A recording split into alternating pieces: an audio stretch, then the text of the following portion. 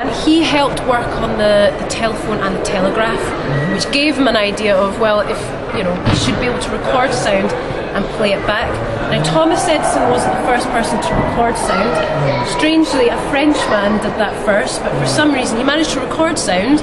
He didn't think it was important to play it back. He wasn't interested in listening to it back, which is quite strange, actually. But Thomas Edison wanted to play it back, so this is what he came up with. He came up with a phonograph, which is almost exactly like a gramophone or a record player, except rather than a flat disc, you've got a cylinder like the one that's on there. I'll take one out of the box so you can see it close up. So he came up with this in 1877. He came up with the first one. There we are. It's almost like a record. You see, this one's a wee bit damaged, but it's got grooves in it. Almost exactly. Well, it is. It's like you've taken a record and rolled it up. It works in exactly the same way. I'll let you see that as well. These are made out of wax. The first cylinders, though, when he first invented this phonograph, was made out of tin foil. They worked absolutely fine, except you could only use them about 3 or 4 times before they got damaged and you had to chuck them out, which obviously isn't the best thing. So he improved them and made them wax. Now, before he came up with the idea of having a master cylinder, what bands had to do was go into a studio and record over and over and over and over again, just to get different recordings, and that meant every recording of the same song by the same band was a little bit different because it was all live. It wasn't a master copy that was recopied.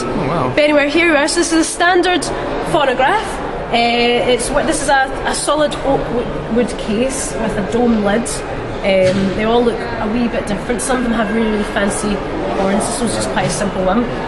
The interesting story about this, though, is you probably recognise this image here. This man here, Francis Barrow, was an artist, and when his brother died, he left him lots of things, including his dog Nipper and his Thomas Edison phonograph, much like this one, not exactly the same, it was much like this one. Francis noticed one day that when he was playing one of the cylinders on the phonograph, it actually had his brother's voice on it, because you could record onto these yourself. And he noticed that the dog Nipper would sit exactly like that and listen, because he heard his master's voice coming from the phonograph. That's cool. So when Nipper died, Francis painted this, and he took it to Thomas Edison. He was like, right, check this out, it's got your phonograph in it, and he told him the whole story. He's like, what do you think? Would you like to buy it? You could maybe use it. Thomas Edison was a wee bit foolish because he said, why would I want a painting? I don't want it, take it away. So Francis was a wee bit disheartened. That's the original one there, it's quite small, I don't know if you can see it. That's it with the cylinder phonograph. But he wasn't going to give up, so he took it to Victrola Talking Company, and he said, what do you think? Do you like this painting? Would you like it? They're like, absolutely.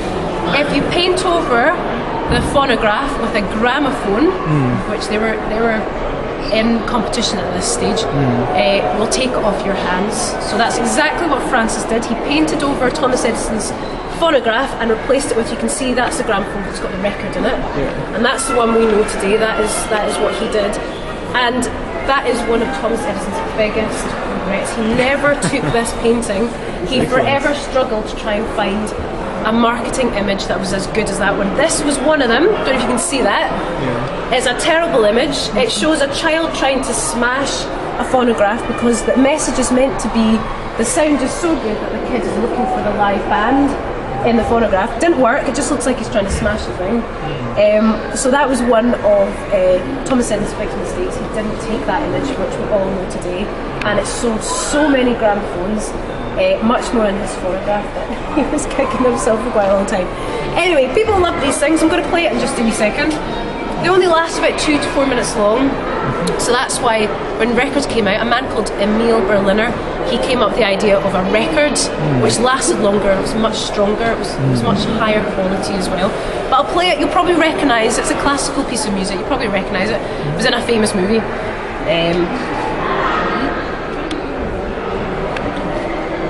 So you can see the cylinder rotating around. The stylus is under there, so much like a gramophone record player. So it's right underneath the horn, alright, so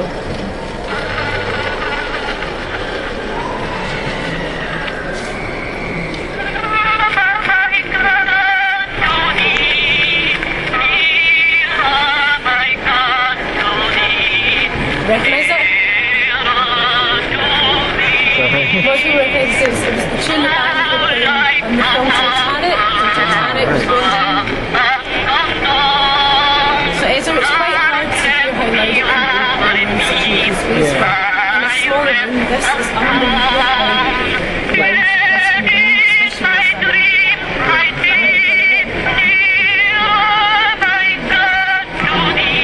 and you can see that it's moving along. It's moving along the cylinder. So that's why the area that is, because it's so short, it doesn't last longer than 2 minutes. I think these ones are 2 minutes.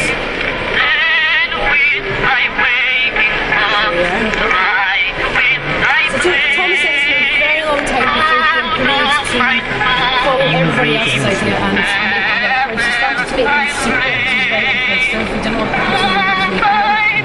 And about 10 years after the US, he was a bit sneaky because he made them so you can play them on his brand of gramophones. So you can play them on Emil Berliners, you can play it on Columbus gramophones, so he was a wee bit sneaky.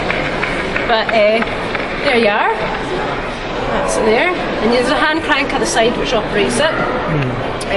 But like I said, they're almost exactly the same as gramophones. There's no difference apart from one's a flat disc and one is a cylinder. It still works the same with grooves and a stylus picking up the sound from the grooves. So any questions about them? How long before he went out of business?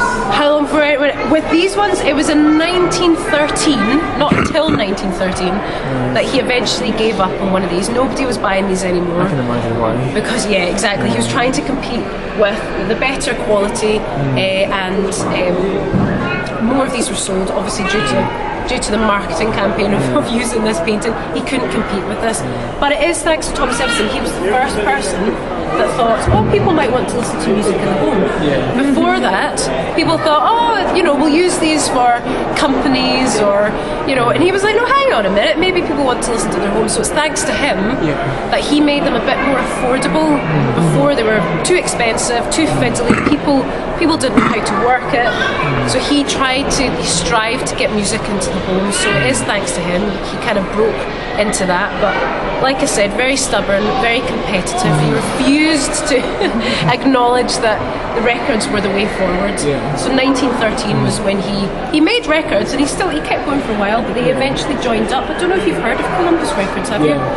So Columbus, Victrola, Talkie Machines, they all eventually joined up to make one bigger company and kind of put all their thoughts and energy, which makes much more sense. It took him a while. But there's lots of different versions of it. You can see that's his. Can you see that's one of Thomas Edison's gramophones there? You can see the record. That's one of his first designs. So he went from this to using a record. So there you are. But he used to do this thing actually. When this first came out, he used to kind of show off a wee bit, where he would invite people to a theatre, and on one side of the stage he would have a phonograph. And on the other side of the stage he would have the live band that was recorded on this.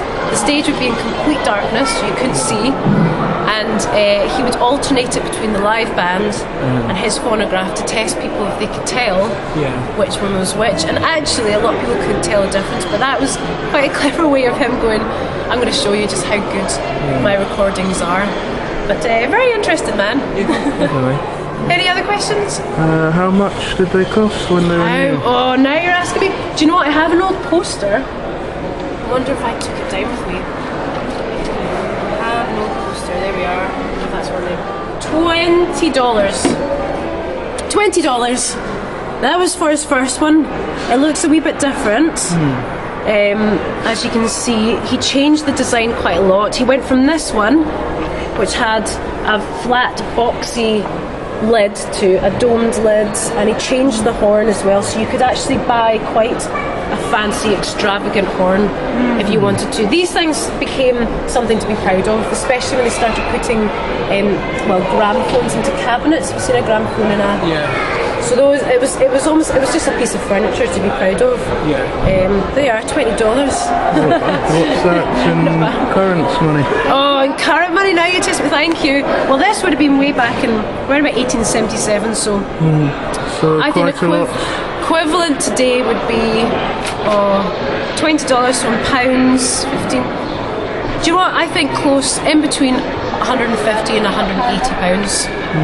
I think in today's money, which still.